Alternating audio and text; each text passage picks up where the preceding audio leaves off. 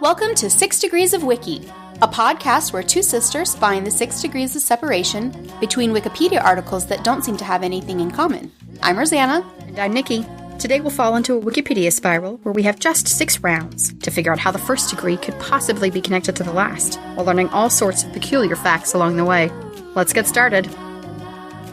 Since we have an extra Monday this month, we have invited Amanda from Amanda's Picture Show A Go-Go and various other podcasts to do the guessing for us. Amanda, can you tell us a little bit about all of your podcasts? Yeah, so as you mentioned, Amanda's Picture Show A Go-Go is my main podcast. I talk about movies, basically anything but horror, and there's a particular emphasis on like the Oscars and Oscar movies because I love them so.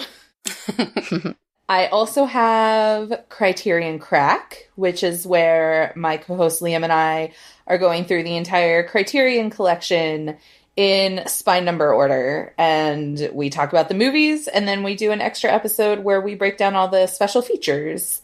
Nice. I also have the Mafia Minute, where my co-host Steven and I are watching Mafia movies 1 minute at a time. We're currently on The Godfather. And then I also have Culture Pop A Go-Go, where my mom, my sisters, and I talk about pop culture in complete chaos, basically. So, Amanda, my first question for you is, do you like movies? Yeah, I kind of like movies a lot. My question, Amanda, is how did you fit us into your schedule? Yeah, that's a lot. Well, I was literally editing a Criterion Crack episode 5 minutes before I got on the phone with you. Great. And I'll probably pick that back up 5 minutes after I'm off the phone with you. Wow. Last question. Are you ready to start guessing? Yeah, I'm real nervous. I usually get 1, maybe 0 correct when I listen to your podcast, so this will be fun. So more than me? Yeah, more than Nikki then. Really? Well, let's get started. Today we were spiraling from Area 51 to Thursday. Oh. Rosanna, you want to explain why you chose these since you made this spiral? So I decided to start the spiral with Area 51 because, it's Area 51. I figured it was going to go somewhere cool. So, Amanda, what do you think about Area 51? What's your alien conspiracy theory knowledge? Most of it comes from, I think, as I told you guys, the movie Independence Day. Surprise, the movie. And and my husband, who's like super into conspiracy theories and listens to conspiracy theory podcasts when we're going to bed. Oh. Wow. Why have I never considered that those exist? Oh, they exist. I bet, yeah. Just like aliens. Round 1. Area 51 is a U.S. Air Force facility that is the frequent subject of alien and UFO theories. Thursday is the day between Wednesday and Friday. Thanks. Amanda, do you see anything that these degrees might have in common? The only thing I can think of is Area 51. Some people think like whatever's going on there, it's completely like mythological and not true. And Thursday is named from Norse mythology for Thor's day. That's about all I got. Oh. Nice. All right. I love it. Well, let's learn more about Area 51. Within the Nevada Test and Training Range, there's a highly classified remote detachment of the Edwards Air Force Base. It's in the southern portion of Nevada, about 83 miles from Las Vegas, and it includes part of Groom Lake, which isn't really a lake, it's like a sand lake or like a salt lake. There's no water is what I'm trying to say. And it's also near the small town of Rachel, Nevada. The CIA actually calls it Homey Airport and Groom Lake, but there was a document from the Vietnam War that called it Area 51, and now everybody calls it that, of course, because that's way more interesting. But it also goes by nicknames like Dreamland and Paradise Ranch. The actual origin on the specific name Area 51 is not really that interesting. It's just based on a grid system from the Atomic Energy Commission. They plotted it out, and it is in Area 51 of the map. The special use airspace is called Restricted Area 4808, and the base has never specifically been called a secret base, but all of the work that is done there is considered top secret or sensitive compartmented information. So what the Air Force actually does on the base isn't public knowledge, but is suspected to be a place for developing and testing experimental aircrafts and experimental weapon systems. And aliens. Well, I mean, they're not going to say that. No one can confirm if it's for experimental aircrafts or weapons, and nobody that actually knows is allowed to talk about it. So, Area 51 is the subject of conspiracy theories regarding UFOs and aliens. After they passed the Freedom of Information Act in 2005, the CIA did publicly acknowledge that there is a base there. They're like, yep, that's a base. Thanks. And then they actually had to declassify some of the documents about the history and the purpose of Area 51. Oh. A little bit of history about it. There's obviously many, many years of what's been happening there, but the first airfield at Groom Lake started service in 1942, and the testing facility was established in 1955. Its purpose at the time was for the development of the Lockheed U-2, which was an Air Force strategic reconnaissance aircraft. The Air Force decided that the lake bed, which had no water, was a perfect strip for testing the jet, and the nearby mountain ranges would keep visitors out. Over the years, accommodations for staff were added and then updated, and then they expanded the runways, and it got much, much bigger. They continued to develop and test even more aircrafts. Starting during the Cold War and all the way through the 1960s and beyond, Area 51 was a location for testing and evaluating captured Soviet Union aircrafts. Oh. Yeah. That's cool. Yeah, this article had so many paragraphs about airplanes. If you want to know anything about any kind of Air Force airplane, this is where you want to go. It was, there's so many jets and stuff, yeah. I'm not going to talk about all of them. Oh. Based on the classified aircraft research, the secret of nature, the very high security, and the redacted documents and reports of unusual phenomenon, Area 51 is obviously a target for conspiracy theories. Suspected activities there include the storage, examination, and reverse engineering of a crashed alien spacecraft, and the study of its occupants, also meetings with extraterrestrials, the development of energy weapons, the development of weather control, the development of time travel and teleportation, and the development of the New World Order. It's intense what they're doing there. I'm still stuck on meetings with aliens, because I'm picturing a bunch of aliens in business suits sitting around a conference table in the middle of Area 51, having a very important meeting. I feel like that's an accurate picture, yeah. Thank you. The accounts of some supposed former employees at Area 51 help to support these theories. Weird, right? Yeah. Area 51 has showed up in pop culture several times, as Independence Day, which we talked about. There was an episode of The X-Files called Dreamland. There's been a mockumentary called Area 51. There is a storage facility in Stargate SG-1 called Area 51. An arcade game called Area 51, and then there's a novel series by Bob Mayer, also called Area 51. Wow. Here's an interesting fact about Area 51. And by interesting, I mean a little distressing. Oh.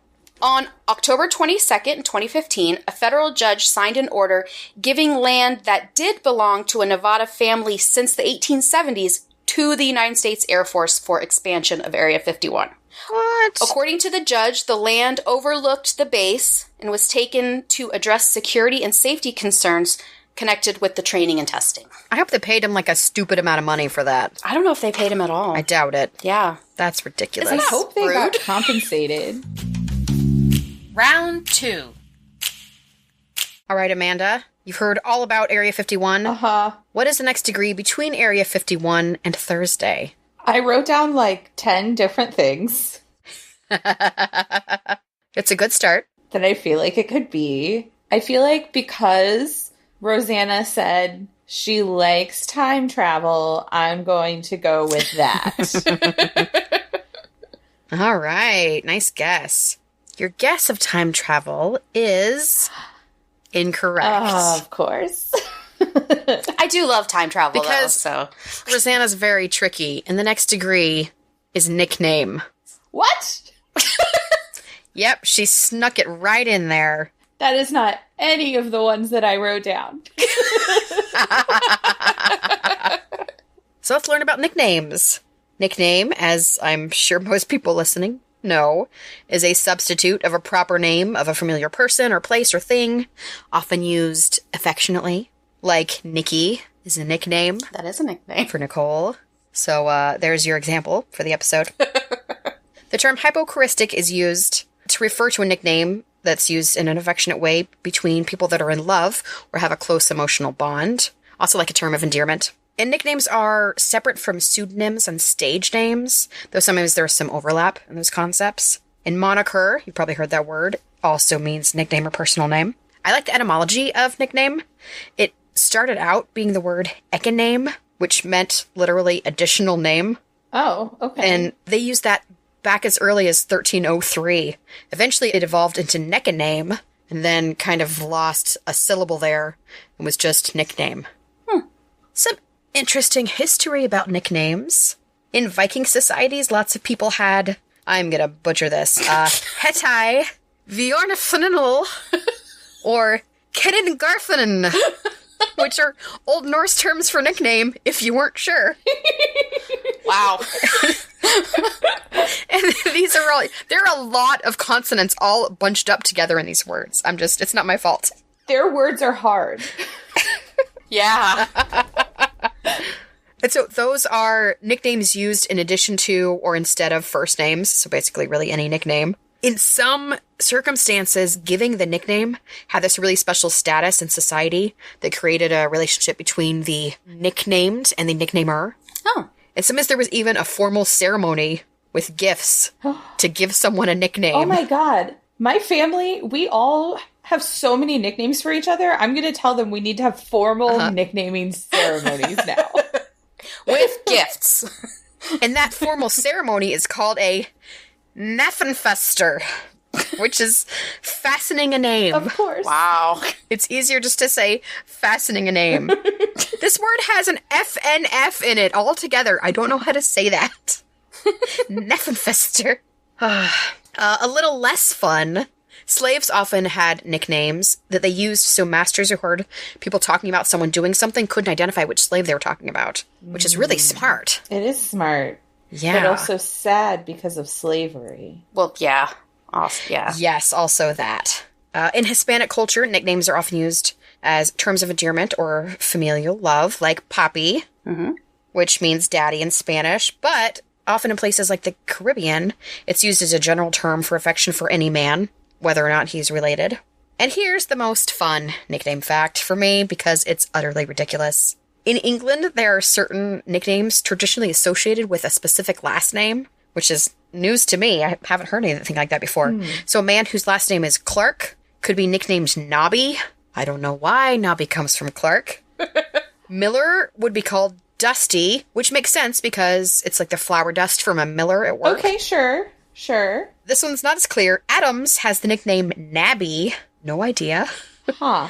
There are also some nicknames traditionally linked with other surnames like Chalky White, Bunny Warren, Tug Wilson, and Spud Baker. No. Those are all bad. They make no sense. I'm sure at some point they made sense. They no longer make sense. Round 3. All right, Amanda, what do you think the next degree is? So I have some guesses that I feel like would put me closer to Thursday, but I feel like it's too soon to go to like Viking or Norway. And then I'm like, I know you guys like to be tricky. But, okay, so I'm going to guess terms of endearment because Nikki mentioned it at the beginning and at the end. Okay. Your guess of terms of endearment is incorrect. Of course. But you're close. The next degree is pseudonym. Oh. So the word pseudonym is derived from the Greek for false name. How appropriate. Logical. Yeah. Mm-hmm. A pseudonym is a name that a person or a group uses for a particular purpose, and it's different from their true name.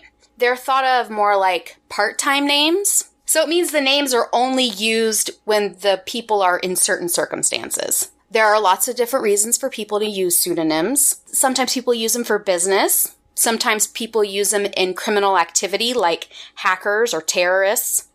Pen names are pseudonyms. So like women that were trying to get published a long time ago, they used men's names for pseudonyms. I was thinking like the Bronte sisters all went under like Acton exactly. Bell and all of those names. Mm-hmm. Yep.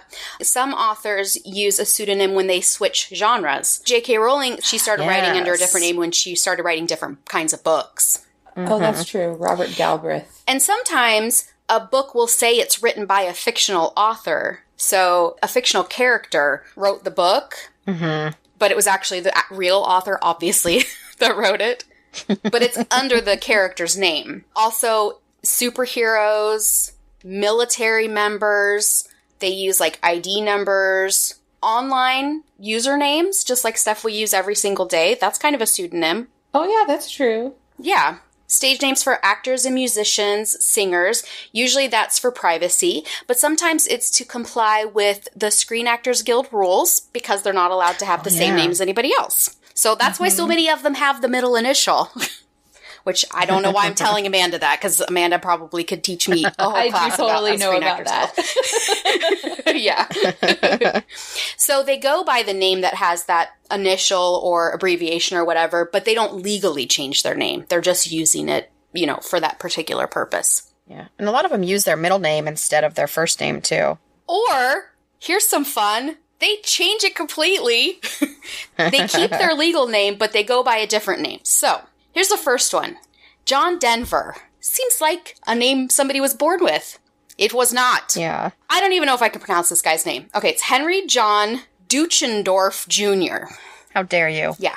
Anne Rice, the author of Interview with a Vampire, was born, and she was born as a woman, but named Howard Allen O'Brien. She was named after her father, Howard. Oh, boy. That's weird. I knew a girl in college named Kevin. Oh. And that friend group that she joined already had a Kevin, so they called her Girl Kevin. Oh. Which is not okay. So, Judy Garland's legal name was Frances Gum. So that's a good one. I think she made a good choice. Mm-hmm. Yeah. Okay. Ralph Fiennes and Joseph Fiennes. Ralph Fiennes was born Ralph Nathaniel Twizzleton Winkenham Fiennes. And Joseph is Joseph Alberic Tweedleton Wycombe Fiennes. Those Brits. Twizzleton? It's the Twizzleton. Twizzleton that gets me. Wykenham. Yeah. Every time I read Twizzleton, I think of Weaselton, the guy from Frozen that was from Weaselton. Yep. Yeah. That's all I can think of when I read that. So I'm like picturing the guy from Frozen, but like dressed as Lord Voldemort, and he's like, it's like this crazy crossover, right?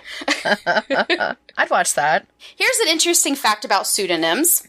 A collective pseudonym is one that is shared by two or more people. An example of this is co-authors using one name. So more than one person's writing the book, but it's only got one author name on it that they've made up. So like Carolyn Keene, author of the Nancy Drew mystery stories. Carolyn Keene is the name on the books, but they were written by Mildred Wirt Benson and her daughter and about a dozen other ghostwriters. Oh, and I guess that's also like advice columnists that change over time, like Dear Prudence. Prudence is a different person. Yeah. Round 4. All right, Amanda, what is the next degree between pseudonym and Thursday? Okay. I feel like this could go with like one of the people that Rosanna mentioned. Mm-hmm. Okay. Or it could go towards left field. Those are always fun to guess. I mean, that's where we hang out. Yeah. I'm going to go with superheroes. Your guess of superhero is Correct! Congratulations! Oh my God, I got one right! You got one right! Very We're so good. proud of you, Amanda. I'm so excited. So the article on superhero starts out with a warning at the top that says this article may be unbalanced towards certain viewpoints, which is hilarious because the article is written in a super feminist way, and it made me laugh. When it said that, I'm like, I know what viewpoint you're talking about. So some guy was like, I'm upset that somebody wrote this in a feminist viewpoint. Yep. Wow. Yep, and they put a warning up there. Yep. So how many articles can we put that warning on that are skewed the other way? Yep. Right? Basically, The rest? 99.8% of them. Yeah. It was refreshing to see this happen. So, superhero, if you are new to the world, is a heroic stock character. It's usually some stock character that has some sort of supernatural or superhuman power. Often they fight evil in their universe. They protect the public. They battle supervillains. In most definitions, characters don't really require superhuman powers or some sort of phenomena. They may just be really skilled at what they're doing, or just really rich, like Batman. Mm-hmm. Some superheroes use their powers to fight crime, and some do that in addition to also fighting much larger threats, like threats against humanity from supervillains. Mm-hmm. And superheroes can often have supervillain counterparts that are their arch enemies. Some long-running superheroes, like really, really long-running superheroes you've probably heard of, are Superman, Spider-Man, who is my favorite because I love Spider-Man. I love Spider-Man too. Wonder Woman, who's been around since the 40s, which is pretty cool.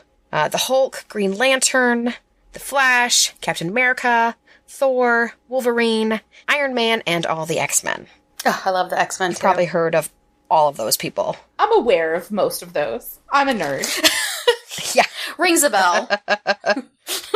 Well, at this point in time, with all the superhero movies, you don't have to be a nerd to have heard of all these people. Yeah. That's true. I took a graphic narrative class in college also, where we learned a lot about like the history of comic books and like some of the superheroes there. Nice. So that was sounds cool. amazing. I'm going to tell you a little bit about history that you may already be familiar with. Well, I'm not, so. So before 1940, the word superhero showed up at least in 1917, maybe even earlier. But there were kind of antecedents of the whole superhero archetype, like Robin Hood. There was a play in 1903 called The Scarlet Pimpernel, and that play and its spin-offs were the first ones recognized, showing the masked Avenger and the whole superhero trope of having a secret identity. Oh. And after that, in 1919, we started seeing more of these sorts of characters like Zorro and the Shadow, and some characters that didn't have costumes, like technical superhero costumes, but had super strength, like Popeye. Oh, I never considered Popeye a superhero. Yeah, me neither. He's listed, though. I mean, it makes sense. He eats spinach and then he's like, "Bro," and hulks out. His muscles get big. Yeah, it's that's not normal. I mean, I hate spinach, so maybe I'm just not eating enough. In the 1940s, we had our debut of the first known female superheroes, or superheroines, including anti-heroine Black Widow. Oh. Yeah. Different from the second Black Widow created in the 70s, this Black Widow was, quote, a costumed emissary of Satan who killed evildoers in order to send them to hell. Wow. So a little different than our Marvel Black Widow. In the 1950s, we had the Silver Age of comics. This is when DC introduced Batwoman. We got Supergirl, Miss Arrowette, and Batgirl. Wait. Did you say Miss Arrowette? Yes, I did. I've never heard the word Arrowette. Is that a word? Here's the thing. These are all female derivatives of established male superheroes like Arrow. Arrowette, though? Is that a word? Yep. In 1957, in Japan, Shintoho produced the first film serial featuring a character Supergiant, which was a really big shift in Japanese popular culture toward masked superheroes instead of giant monsters. And in the 60s, we started getting teams of superheroes. And most of the teams, this is when it really started to focus on the female superheroes. We had our token superheroines like Scarlet Witch, Wasp, and Jean Grey in the X-Men. And they were generally very weak characters. Just kind of a token female on the team. Mm-hmm. We also, at that point, because of civil rights stuff going on, we started getting a little bit more diversity in characters. We got Black Panther and Luke Cage. We got some Native American, Asian, and Jewish characters, though, oh man, they were still portrayed in some seriously racist ways that do not hold up at all. Oh, yeah. Yeah. Like all the Native American characters had shamanism powers. And feathers, probably. And, it was bad. Yeah. Very bad. In the 70s, we started getting manga in Japan. And we also got more anti-heroes like the Punisher. And at this point, second wave feminism influenced a lot of superheroines and made them more powerful. So instead of them being weak token female members of teams, they were leading teams and sometimes the most powerful person on the team. Like Carol Danvers. Yep. Yeah. That's how it should be. She's going to dominate every single person. Mm-hmm. Yeah. In the 80s, we got even more of those, like She-Ra, Buffy the Vampire Slayer. Sailor Moon was created in the 80s, too. And it wasn't until the 90s that we got diversity as far as sexual orientation. We had the first openly gay main character superhero. There were some minor characters in the 80s in, quote, mature comics like The Watchmen, but no major, like, headlining superheroes until the 90s. And then later in the 2000s, we started getting some trans characters like Zavin from The Runaways. However, these weren't trans in the way that they were somebody who had transitioned permanently from one gender to another. It was more like they could change gender at will. So it was the basis of their power and not just a fact about them. Oh, interesting. So we're still kind of waiting for an actual trans superhero in mainstream comics. Interesting fact about superheroes, the term superhero, while it's pretty generic and used in dictionaries just to describe someone with supernatural powers, variations on the words superhero are trademarked jointly by DC and Marvel Comics, at least in the US, which is weird. There's a lot of controversy and debate over whether or not this should even be allowed. Nothing's gone to court about this, but these two comic companies do try to get people to stop using those terms. That's Yeah, I don't think they should have control over that term. Yeah. Just especially since like it's just a general term. Like, I don't know. Yeah, it's super generic. It feels like that's trying to be like, well, from now on, I'm going to copyright the word woman. And like, we're only going to, it just seems so ridiculous. Round 5. Amanda, what do you think the next degree is? Like, I have one that I think it might be, but again, I'm like, is it too on the nose to go to Thor? Or is it going to be something like very different? I'm going to guess Thor. Your guess of Thor is correct. Oh my God. No, I've never gotten 2 right when I listen to you guys. You've hit the record. No one's ever gotten more than 2. We're very bad at this game we invented. We are so bad at it. Oh my God, I'm so excited. The next degree is Thor, specifically Thor from the Marvel Comics.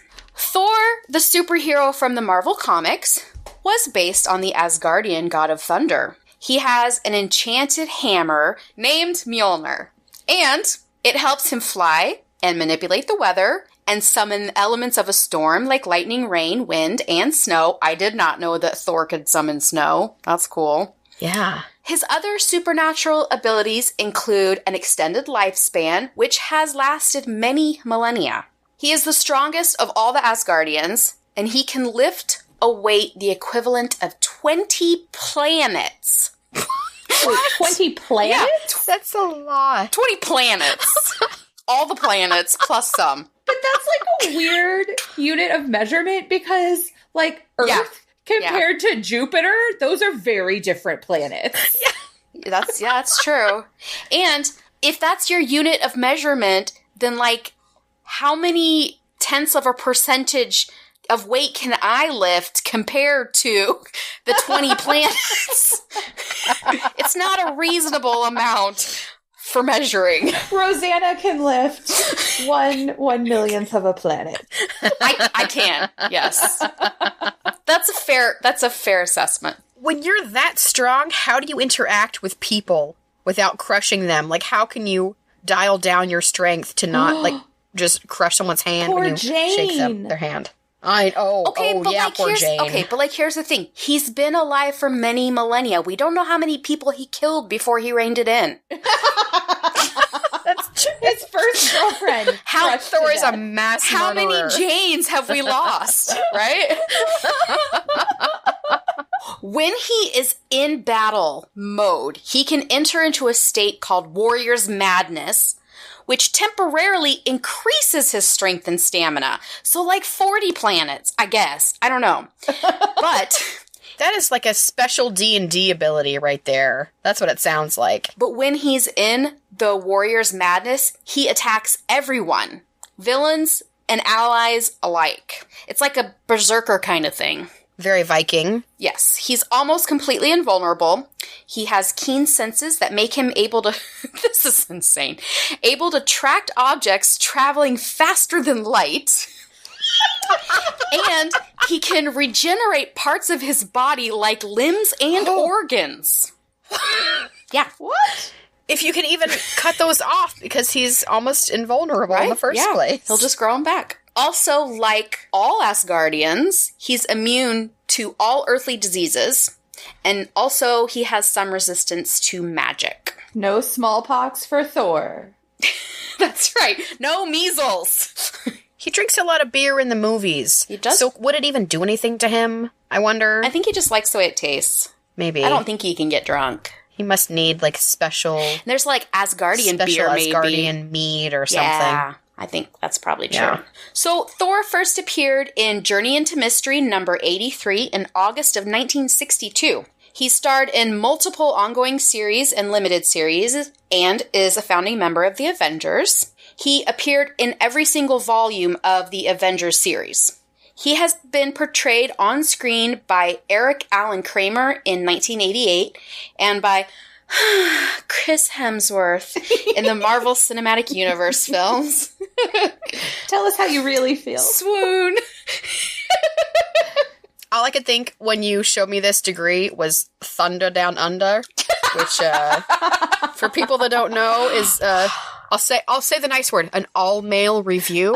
Review. Australian guys.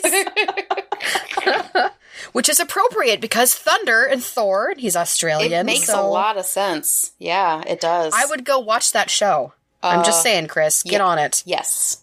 In the Marvel Cinematic Universe, he's been in Thor, the first Thor movie in 2011, then The Avengers, then Thor the Dark World, then Avengers Age of Ultron, Doctor Strange, Thor Ragnarok, Avengers Infinity War, and Avengers Endgame coming up. And we all know which one he was the best Thor in. Obviously Ragnarok. Ragnarok. So good. So when Stan Lee was creating Thor, he said during his process he was thinking, how do you make someone stronger than the strongest person, who at the time was the Hulk? You make him a god, of course. Mm-hmm. He thought that readers were familiar enough with Greek and Roman gods that he could dig into legends like Thor, the god of thunder, and make a character from that. Thor's comics beginnings goes like this.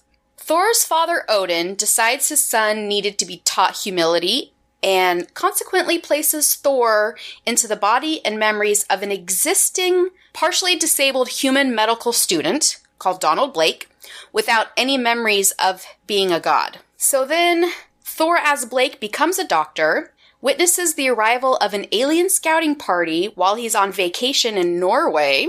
He flees from the aliens into a cave, discovers the hammer Mjolnir, which at this point is disguised as a walking stick, and he bangs it against a rock, and then he transforms into the thunder god, and then Loki shows up, and he's like, brother, surprise! What up? And then... Of course Loki would be there. The entire rest of the article is just... It's kind of like the Area 51, except instead of planes, it's every edition of every comic he was ever in, pretty much. Just full description of his entire story. I've looked at Wikipedia articles about superheroes before, and sometimes I'm like, I just want to know who they're dating. Come on. I'm done with all of this. So, my interesting fact about Thor is actually more of an interesting fact about Chris Hemsworth, and is actually probably not as interesting to other people as it is to me. I had this dream like a week ago that my dad and I were driving around somewhere, and we stopped at this gas station that I don't know where it was, and there was this guy pumping gas, and my dad was like, hey, isn't that Hemsworth guy? And I was like, what? And I turned around, I'm like, oh my God. And he's like, is that Chris Hemsworth? And I was like, no, that guy's too small to be Chris Hemsworth. That must be Liam. That's Liam Hemsworth.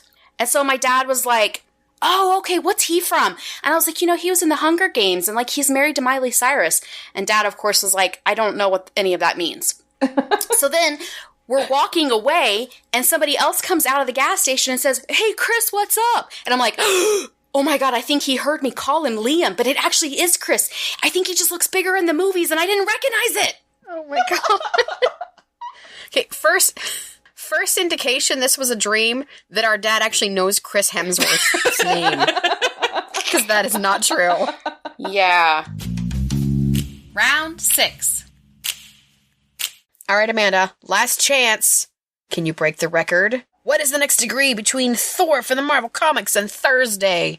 I'm torn between Odin and Norway. Okay. Not like Mjolnir? Because, Rosanna, I really just wanted to say it again. I feel like Rosanna would not choose that because she didn't want to have to continuously pronounce it. Oh my God, it's really hard to say.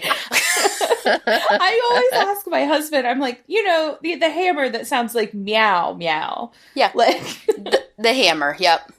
Can we call it Meow Meow the hammer? Meow meow, yay. Thor's hammer, meow meow. I mean, basically. You know what, though? Thor would like that, though. He would think that was amazing. I think he would enjoy it. Yeah. He would. All right, what's your guess? I'm going to guess Norway. Your guess of Norway is incorrect. Boom, boom. The next degree is Thor, the Norse god. Oh my God. Okay, I never would have guessed that because I did not think it could be the same thing in a row. Uh-huh. It's not the same thing. That's the key. One is a Marvel Rosanna comic. has done this to me. It is not okay.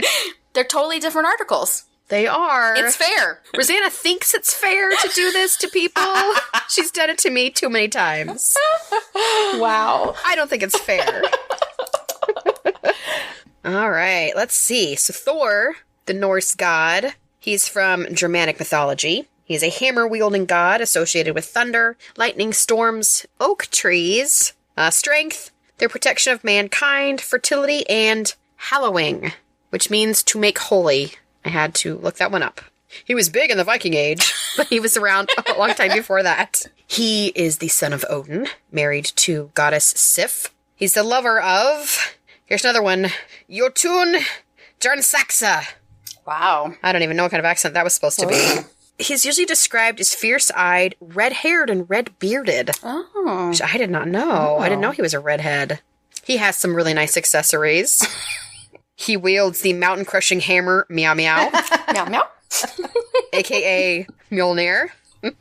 He has a belt, this is going to be fun, a belt called Mejengijord. What? That's not right. There's a G next to a J. I don't know how to pronounce that. He has iron gloves called Yarn Gripper. Yarn gripper? That's what it sounds like to me. I'm just imagining him knitting. He does knit. Yeah, he's a yarn gripper. Yes. Yeah. And he has a staff called, I don't even know what one of these characters is, so I'm just going to make it up. Gridevior. Griovar? I don't know what letter this, it's an O with like this weird gun on top of it. I don't understand. He is the namesake for many, many things. A lot of places. If you go around Norway, like half the stuff starts with the word Thor in it. There are Thor-based names that a lot of people had during the Viking Age. That a lot of people used as a defiant response to attempts at Christianization.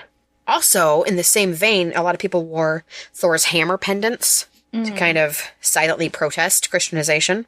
Oh. As Amanda knew, Thursday was originally Thor's day. There is a chemical element named after him, thorium. Oh. Is it as heavy as 20 planets? The average planet size? Sure. This one's weird. In 2013, a shrew was named after him, Thor's hero shrew, because of his association with strength. Oh. Huh. A shrew, but they're so small. Yeah. It's kind of strange to think one's named after Thor. Some of Thor's history. Our first records of him are from the ancient Romans. He was not Roman, as you surely know. But the earliest records of the Germanic peoples were recorded by the Romans. And so the Romans, as we've talked about previously on the show, liked to kind of steal gods or integrate them into their own culture as they integrated new societies that they took over. And they often associated him with the Roman god Jupiter or the Greco-Roman god Hercules. Oh, that makes sense. There's a lot of art that is listed as one or the other, and they're kind of interchangeable. And there are pretty limited references to Thor here and there until the Viking Age in the 11th century. And at that point, he was heavily worshipped as the mightiest god. And lots of sacrifices were made to him when there was plague or famine. This is a strange little fact. Supposedly in 1030, there was an English preacher named Wilfrid who was lynched by Germanic pagans for profaning a representation of Thor. It is not clear what they mean by profaning, so I don't know if he just cursed him or made fun of him or what, but that's weird. Oh.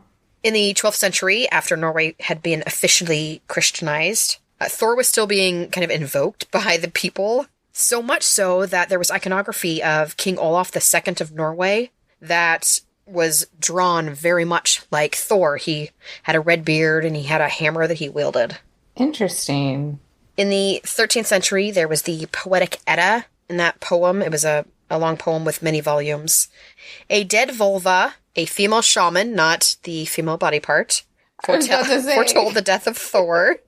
We've talked about the vulva before. Yeah, we have. She foretold the death of Thor to Odin, who was disguised, and she said that he would die when he did battle with the great serpent, and he would slay the snake, but after he would only take 9 steps before he succumbed to the venom of the beast.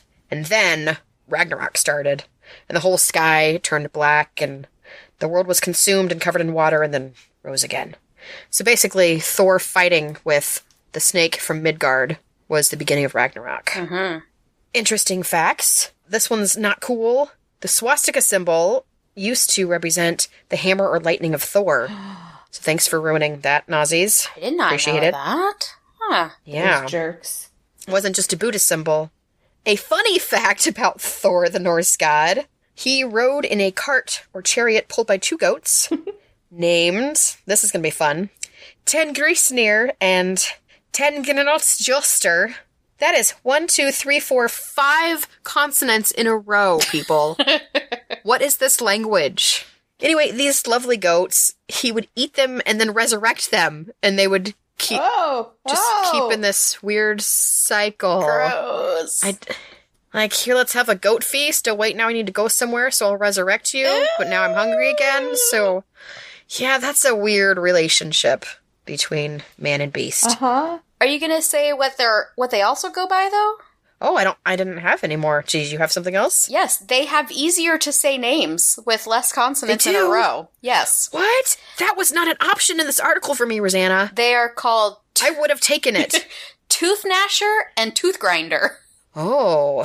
Huh. So that's fun. So I guess T-A-N-N-G Tooth? is tooth. Yeah. Because that's the beginning of both of their names. Yes. Gnasher and Grinder. So that's all I've got on Thor the Norse god. Rosanna, would you like to take us into Thursday? Let's talk about Thursday, which I'm going to throw my interesting fact out first, is like one of my favorite days of the week because I don't work on Fridays. So Thursday to me is Friday. And we're recording on a Thursday. And today is Thor's Day. Aww. That's nice. Happy Thor's Day. Happy Thor's Day. Oh my gosh, we should just start using that instead. Yes, I will. So a little bit of this article obviously is going to be repeats from Nikki's because it's not a super long article and Thor's Day. So, Thursday is the fourth day of the week based on the international standard of Monday being the first day.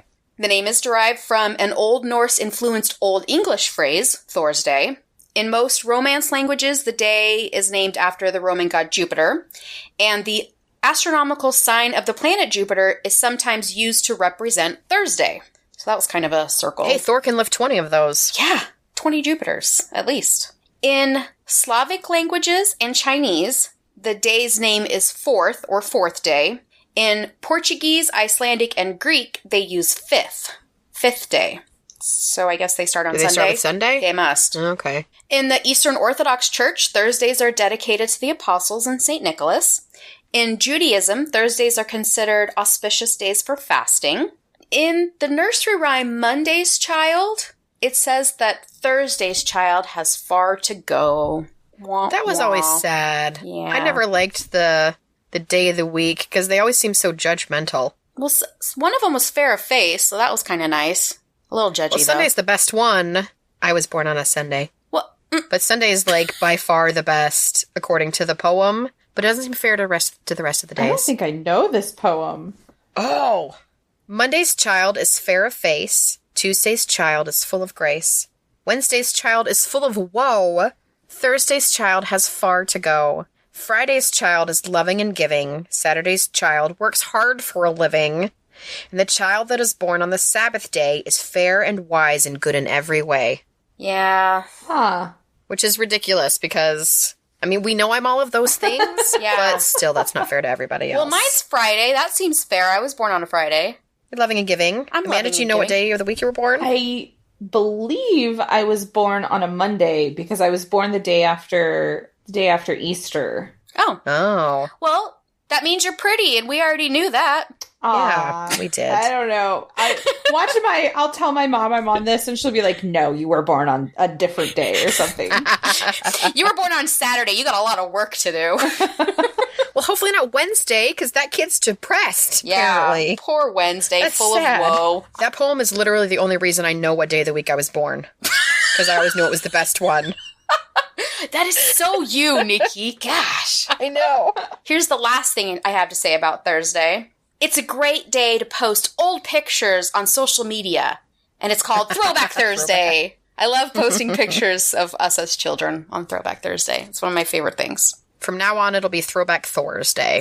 So we'll just Throwback post old pictures Thor's of Chris Hemsworth. And that means that we've made it through all 6 degrees. We went from Area 51 to nickname, to pseudonym, to superhero, to Thor from Marvel, to Thor from Norse mythology, to Thursday.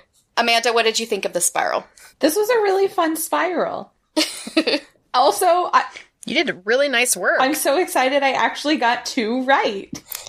Yeah, that was great. Very, very good. When I said the thing about Thor's Day at the beginning, were you afraid I was just gonna, be able to guess the whole thing? Yeah, actually, terrified of that happening.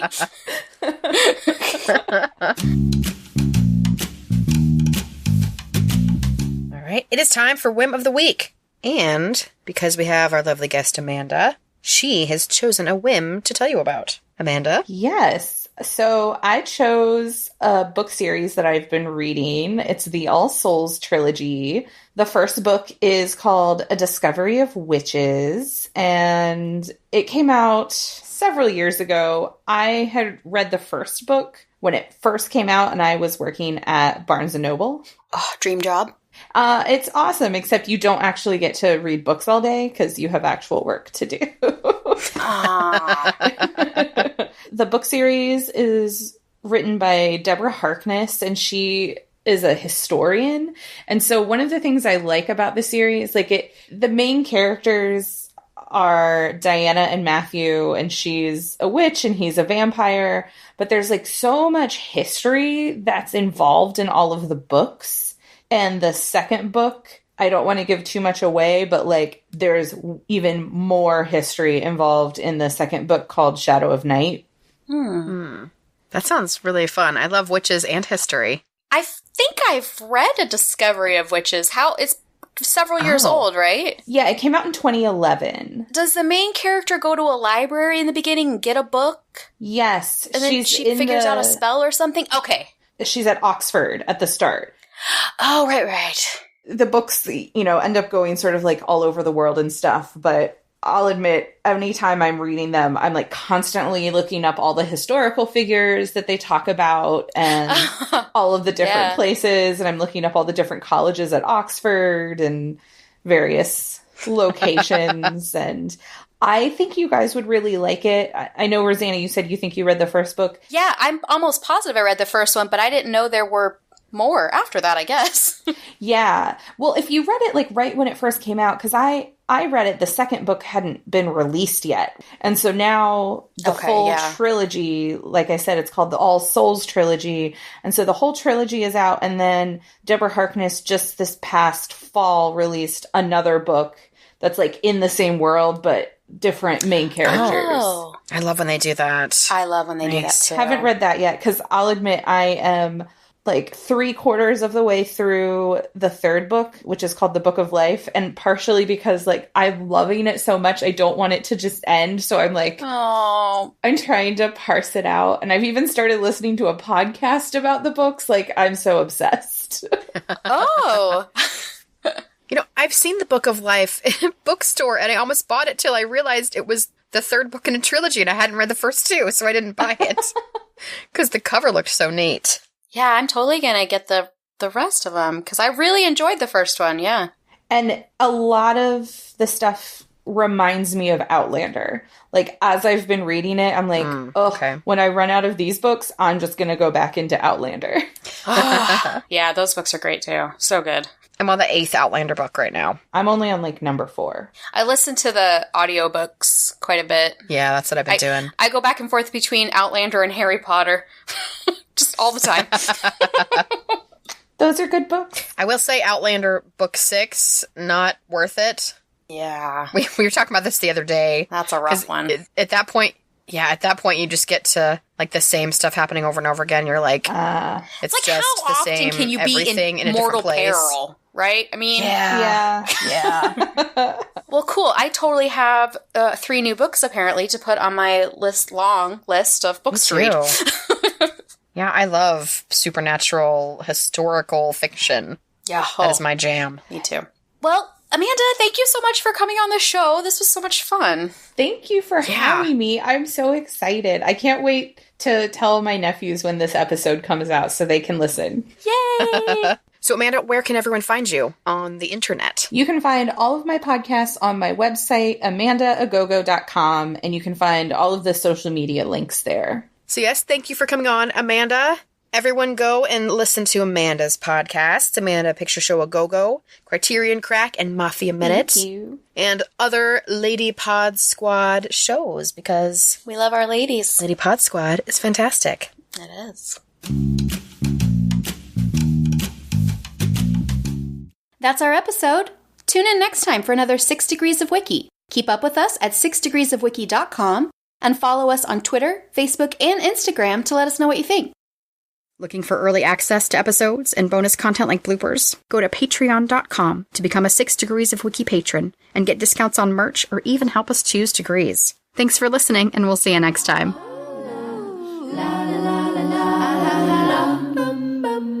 Digga-da-da-da-da-da-da-da-da.